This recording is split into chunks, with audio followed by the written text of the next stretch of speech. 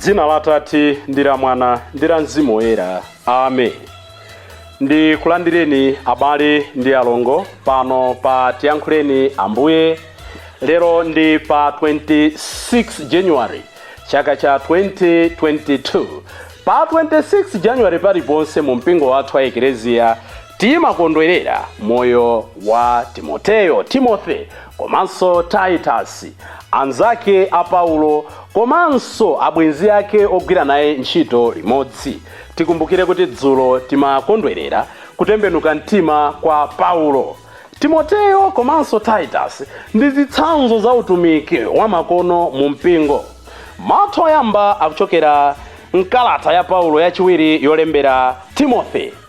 Mutu woyamba ndime ya 1 kulekeza 8. Titha kuwerenganso kalata ya Tito mutu wa 1 ndime ya 1 kulekeza 5. Ndipo mthenga wabwino ndi monga adalembera Luka oyera mutu wa 10 ndime ya 1 kulekeza 9. Zinthu zambiri achepanda ntchito, inu ine ife ndifokonzeka kukhala atumiki, kukhala ntchito amthenga wabwino. Amene akutiwerengera mthenga wabwino komanso kutigawira mawu ndi Reverend Father Francis Damaseke kuchokera ku Episcopal Conference of Malawi. Tiyena abale ndi alongo tisinkhe limodzi. Ambuye akhale nanu. Mawu mu mthenga wabwino monga adalembera Luka oyera. Ulemu kwa inu Ambuye. Luka mutu wa 10 ndime ya 1 kulekeza 9. Pambuyo pake Ambuye adasankha anthu 72 nawatuma awiriawiri kuti atsogole kupita kumudzi uliwonse ndi kumalo aliwonse amene iye ankati apiteko. Adawuza kuti zinthu zambiri koma antchito ngochepa. N'chifukwa chake pemphani mwini zinthu kuti atume antchito kukatuta zinthuzo. Pitani tsono ndikutumani ngati ana ankhosa pakati pa mimbulu. Musatenge chikwama cha ndalama kapena thumba la paulendo kapenanso nsapato zapadera. Musayimenso kuti mupereke moni pa njira. Ku nyumba iliyonse kumene mukalowe muyambe mwanena kuti mtendere ukhale m'nyumba muno. Ngati m'nyumbamo muli munthu ofuna mtendere, mtendere umene mwanenawo udzabwerera kwa iye. Koma ngati mulibe munthu ofuna mtendere, mtendere umene mwanenawo udzabwerera kwa inu. Khalani m'nyumba yomweyo, mudye ndi kumwa zimene akupatsani, pakuti wantchito ngoyenera kulandira malipiro ake. Musamachoka kumene mwafikirako kukalowa nyumba zinayi. Mukalowa m'mudzi anthu nakulandirani, mudye zimene akukonzerani. Muchiritse anthu odwala amene ali m'mudzimo, ndipo mwauze kuti tsopano ufumu wa Mulungu wakufikirani. Mthenga wa Ambuye. Ulemu kwa inu Ambuye Yesu Kristo. Tsopano mthenga wa Ambuye wakufikirani. Mtendere ukhale nanu.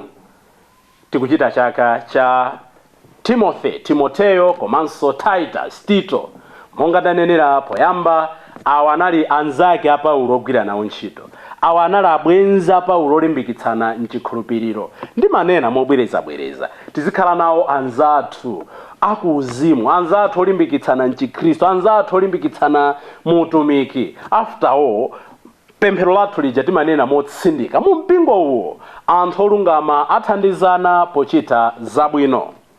Timoteo analochokera ku Listra, ndipo dzina lakuti Timoteo limatanthauza kuti iye olemekeza Mulungu. Mayina atu abwino kumapatsana, amati Timoteo, Timothy, amayi a iye olemekeza Mulungu. Osati amayi amundera nji, amayi azagwazata, amayi achakumanda ayi. Iyeyu anakhala recommended kwa Paulo. Pamene Paulo anali kulalikira ku Ikonia komanso ku Listra chaka cha 51 AD. Anthu ena anamuuza Paulo, anthu amuzimo anamuuza Paulo kuti pali kanyamata kamakhalidwe abwino kameneka mutha kumayenda nako nkukaphunzitsa kuti kalike mthenga wabwino. Timothy was recommended to Paul by the community. Usaiza kuti moyo wake wonse unali ochitira chitsanzo ngakhale kwa anthu amene amamuona. Ndipo timamva kuti Paulo anampanga circumcise, anampanga mdulidwe Timoteo osati kuti akhale mu Yuda ayi inde makolo ake ena anali achiyuda koma kuti ayuda azimulandira bwino. Ndinachita chidwi pakumva mawu amenewa ndimachita chidwi pakumva mawu amenewa kusonyeza kuti pamene tikulalika mthenga wabwino pamene tikuwakokera ena kwa Yesu Khristu tisanyoze zikhalidwe za anthu ena tisanyoze zimene ena amakhulupirira tisanyoze nchikhalidwe chawocho zimene ena amadya. Tilipo ena chifukwa chonena kuti nchikhalidwe chathu ife sitipanga zina zake timafuna kumanyazitsa chikhalidwe cha ena ayi. Respect other people's culture, but ngati muli zoyipa nchikhalidwecho mwaulemu mwadongosolo awunikireni ndi maphunzitso amalembo oyera kuti abwere pafupi ndi mtanda wa Khristu osati ayi mtundu wakuti uja amatere amene achanda opusa. Understand them, teach them pang'ono ndi pang'ono chifukwa ngati mukunena kuti iwo amapanga zolakwika popitiriza kuwanyoza sizotanthauza kuti asinthayi ndi aphunzitseni mwachikondi osangobwera ndi amavuvu khadzukhadzu ayi.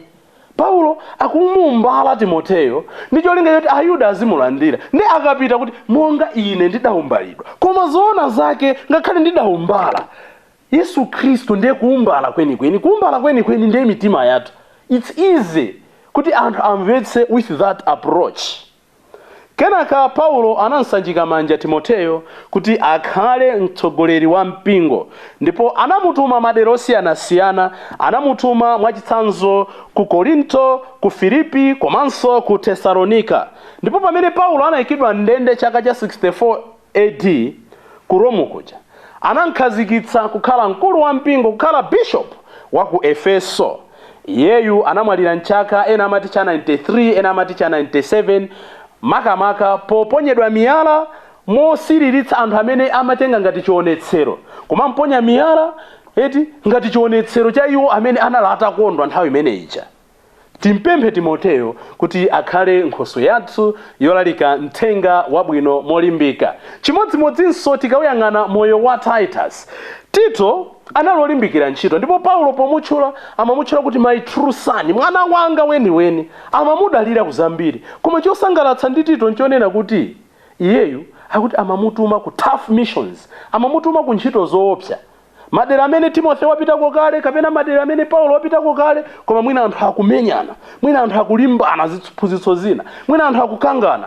Kumene amadziwa kuli volatile ndi kumene amantuma Titus, amantuma Tito. Tilikonso anthu ena mmoyo uno Mulungu adatilengera zimenezo. Timadabwa kuti mwina kuntchito amangotituma zinthu zovuta zokha inde amadziwa kuti inuyo ndi amene mungathe kukwaniritsa zimenezo. Chimodzimodzi ndinkalalika kwina kwake kuti mulipo anthu ena mmadandaula ina amunanga ndovuta ina amunanga ndipo sakhala pa khomo akatere ndipo amangozaza koma kudaboti mwakhala zaka 5 10 15 anthu paona kunjaku amakusirirani inuyo koma ndi amene mmadandaula. Mulungu adakupatsira ndala tough mission chifukwa adadziwa kuti inuyo ndi amene mungathe kupanga contain that situation.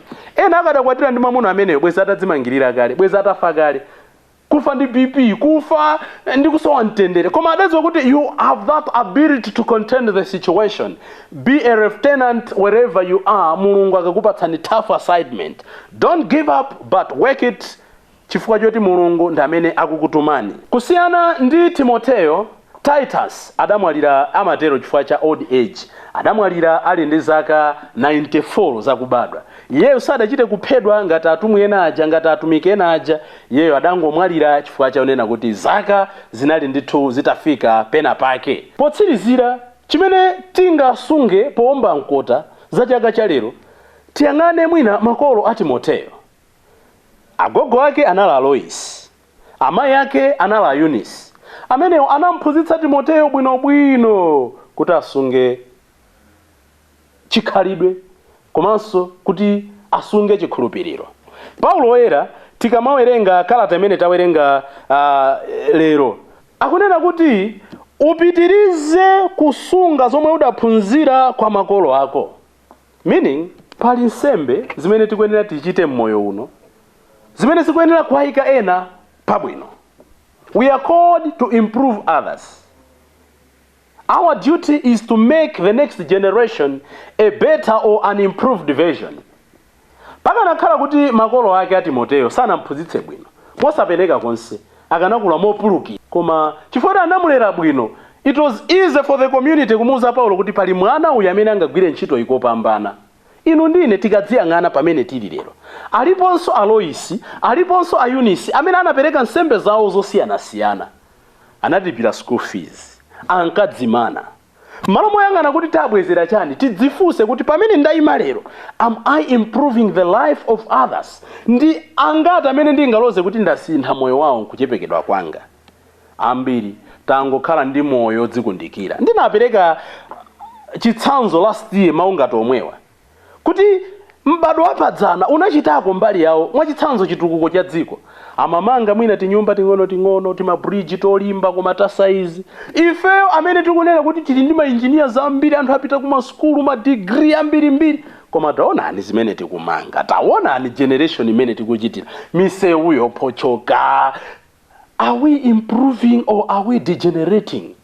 Tikwenera kuti tizapangitsa kuti amene akubwera mbuyo mwathu apeze pabwino. Koma tukamba zoona, ife tinalipeza dziko lili pabwino, mosapeneka ambiri tikumalisiya dziko lili poipa.